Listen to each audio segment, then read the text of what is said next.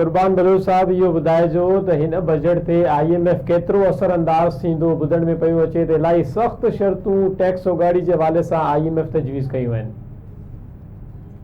जी बिल्कुल IMF जॾहिं खां पाकिस्तान IMF खां कर्ज़ वारे चक्कर में वियो आहे या प्रोसेस में वियो आहे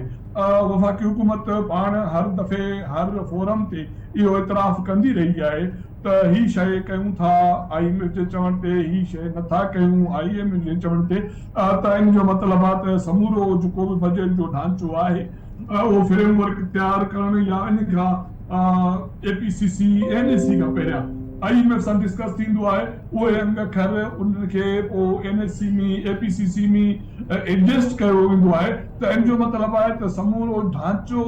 IMF जे मुशावर सां उनजे हिदायतनि जे रोशनी में तय थींदो आहे ऐं उन खां पोइ ई वफ़ाक़ी हुकूमत उन ते पेशरफ़ कंदी आहे, सूबाई हुकूमतूं वरी उन जी पोइवारी कंदियूं आहिनि। तो फिलहाल जो पाकिस्तान IMF सां जंहिं कर्ज़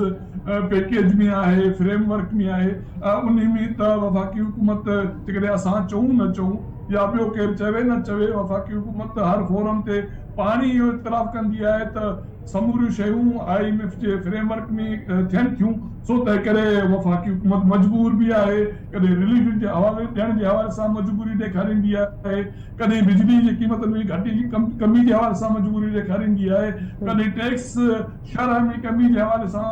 मजबूरी ॾेखारींदी आहे। त इहो लॻे थो त वफ़ाक़ी हुकूमत या सूबाई हुकूमत या पाकिस्तान हुकूमत जा जेके मईशत जे हवाले सां हथ आहिनि उहे ॿधल आहिनि IMF वटि ऐं IMF जे हिदायतनि तहत रोशनी में समूरियूं शयूं उन्हनि ते पेशरफ़ थिए।